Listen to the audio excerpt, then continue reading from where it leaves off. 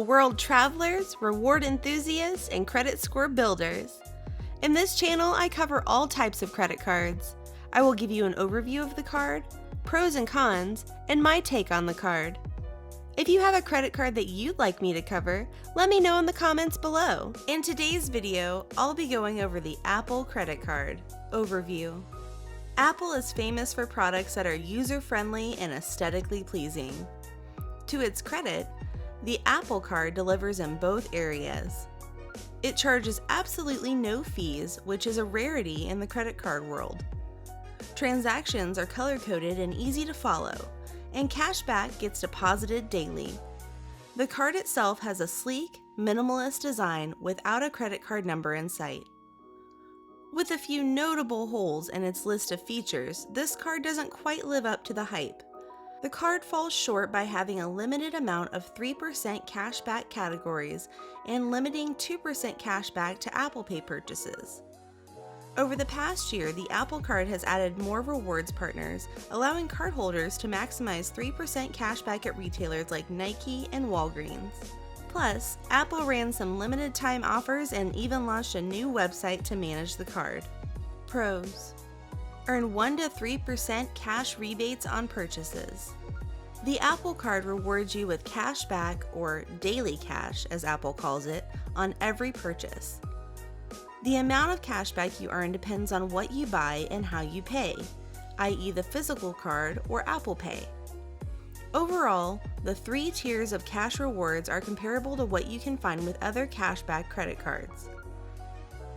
Daily cash rebates on Apple purchases are available up front and are immediately deposited to your Apple Card to use as you please. Has no fees. Many card companies are cutting back on fees, but the Apple Card comes with absolutely none. Not regular ones like annual fees, not punitive ones like for late payments or going over your credit limit, not even special event ones like for foreign transaction or currency exchanges. Easily integrates with Apple Pay. The Apple Card is designed to be used with the Apple Pay mobile payment app. The card lives inside the Wallet app on your mobile device, and you can sign in to use it with Apple Pay for purchases online or in-store. That makes it highly convenient as a card option if you're already using Apple Pay for purchases. Offers the ability to pay for Apple purchases in installments. Another feature available allows most Apple purchases to be paid in installments over time with no interest. Cardholders can simply select Apple Card Monthly. There are installments when you shop in Apple stores on apple.com or on an Apple Store app and get low monthly payments with zero interest. Cons: rewards rate is low if you don't use Apple Pay. Not every merchant accepts Apple Pay yet. That doesn't mean you can't use your Apple Card to spend money at those merchants, but it does mean you earn cash back at the lowest tier, 1% daily cash on your purchases. Requires an iPhone for use. If you don't have an up-to-date iPhone, you won't be able to use the Apple Card. Specifically, you have to have an iPhone running iOS 15.11 or later for it to work. That's limiting for people who are Android users or have an older iPhone that can't be updated. You need to set up Apple Cash to redeem rewards. Apple gives you multiple ways to redeem the daily cash rewards you earn. The caveat is that if you want to redeem for anything other than a statement credit, you'll need an Apple Cash Card account. It's not difficult to set this up though through the Wallet app, but it's an extra step that's worth noting. My thoughts on the card. Apple Card is designed first and foremost for iPhone users who already use Apple Pay as their preferred digital wallet app. In terms of cashback potential, it's most rewarding for A, people who are into all things Apple from devices to downloads, and B, consumers who regularly make purchases from their mobile device. And of course, Apple makes it as easy as possible to manage your account through the app, so you don't have to chase down paper statements or try to remember where you spent your money.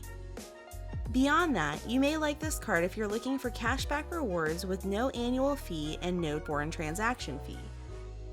Card members earn daily cash rewards every time they spend. There are 3 tiers of rewards you can earn. 3% daily cash. Applies to purchases made at Apple stores, apple.com, the App Store, and iTunes. Members also earn 3% daily cash when they use their card with Apple Pay at Walgreens, Panera Bread, ExxonMobil, Nike, and T-Mobile stores. 2% daily cash. Applies to all Apple Pay purchases across every spending category. 1% daily cash. Applies to any purchases made outside of Apple Pay. Each time you earn daily cash, it's credited to your Apple Cash Card in the Wallet app. There are no limits on the amount of daily cash you can earn, and no restrictions on where you can earn cash rewards. But as you can see, you'll get the most rewards value from purchases when you shop at Apple or using Apple Pay. Once daily cash is credited to your Apple Cash Card, it's yours to do with more or less as you please.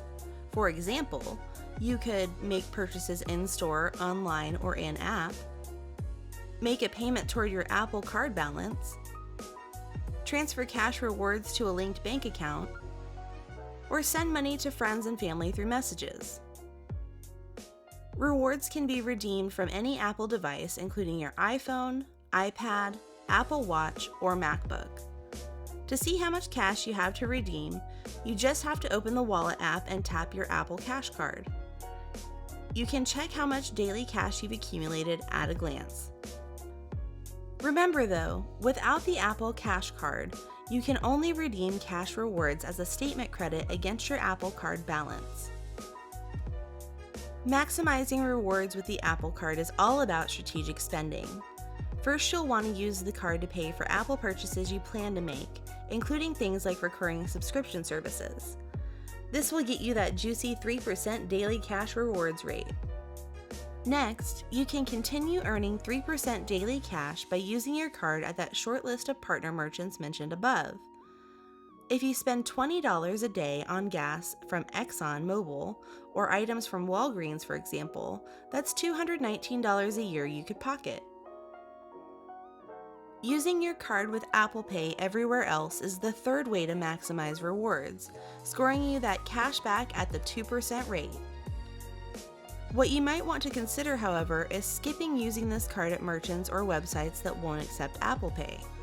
For example, if you regularly buy groceries from a gourmet grocery in your neighborhood that doesn't take mobile payments, you might be better off with a card that pays 2 or 3% back at supermarkets instead. Apple Credit Card's outstanding benefits. Get weekly and monthly spending summaries. Use maps to pinpoint your spending by geographic location. Easily filter purchases by category or merchant. Use interest calculator and smart payments features to help figure monthly payments. Standard benefits. Due date reminders. Real-time fraud protection. Customer service chat assistance. Admittedly, it's the early days for the Apple Card. Apple made some tweaks shortly after the card's debut and may continue to do so. As of now, getting the Apple Card makes the most sense for you if you already use Apple Pay frequently for purchases and you like the idea of a fee-free card that offers cashback options. You'll get the best rewards rate if you spend on Apple purchases or at select handful of partner merchants that earn 3% cash back. The 2% cashback rewards rate you can get at Apple Pay purchases is decent, but there are cards that offer better cash rewards, regardless of which mobile payment app you use. On the other hand, you won't pay an annual fee and the card can guide you on how to pay off balances to minimize interest charges, both of which could save you money. However, the Apple Card may not be the best option if you're looking for a way to earn travel miles or points via flights, hotel stays, or car rentals. It doesn't have any specific affiliations for the travel industry vendors, well, at least not yet. So if you're a frequent flyer or traveler, you may be better off with another card despite Apple Card's lack of currency exchange or foreign transaction fees. Overall, the biggest limitation for this card may be Apple Pay acceptance. While it's the largest mobile payment platform, with the list of merchants that accept it lengthy and growing, it's still not an option everywhere. If that's the case, you can use the physical Apple Card, but then you only get 1% in cash back, which is pretty standard nowadays. Having other cashback cards to use as a backup can help you avoid missing out on opportunities to earn maximum rewards. This wraps up my review of the Apple Credit Card. Let me know what you think of it. Thank you for sticking it out through the very end of this video. Nothing helps out my channel more than y'all watching the entire video. These videos take a long time to make and are a labor of love. If you would like to see my channel grow, please help spread the word. And until next time, remember, credit cards are fun when played strategically.